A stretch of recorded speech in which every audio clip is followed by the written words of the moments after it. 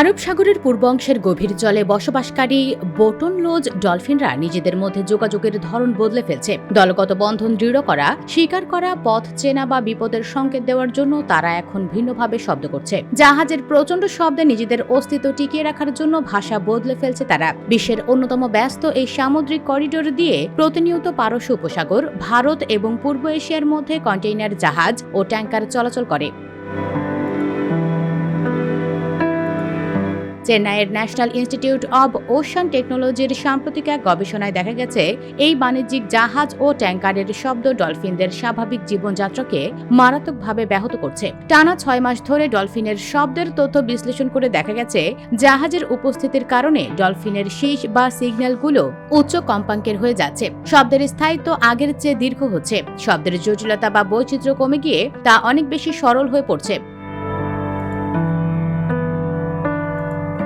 বিজ্ঞানী আরকানান বলেন, যখন জাহাজের শব্দের কম্পাঙ্ক ডলফিনের যোগাযোগের কম্পাঙ্কের সঙ্গে মিলে যায়, তখন তারা জটিলতা কাটিয়ে উঠতে নিজেদের স্বরের তীক্ষ্ণতা ও দৈর্ঘ্য বাড়িয়ে দেয়। বিজ্ঞানীরা একে লম্বার্ড ইফেক্ট বলে অভিহিত করেন।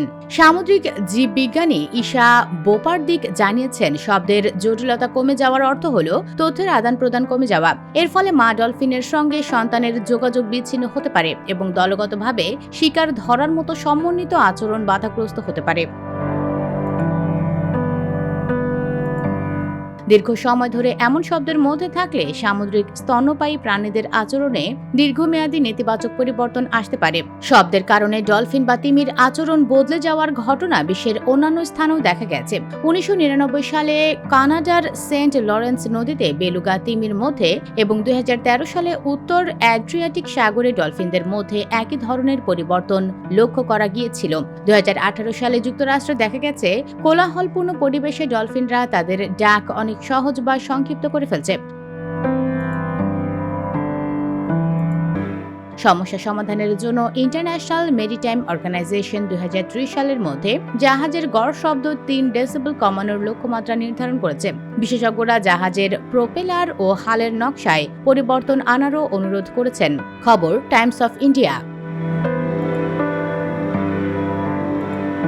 US Bengal desk report.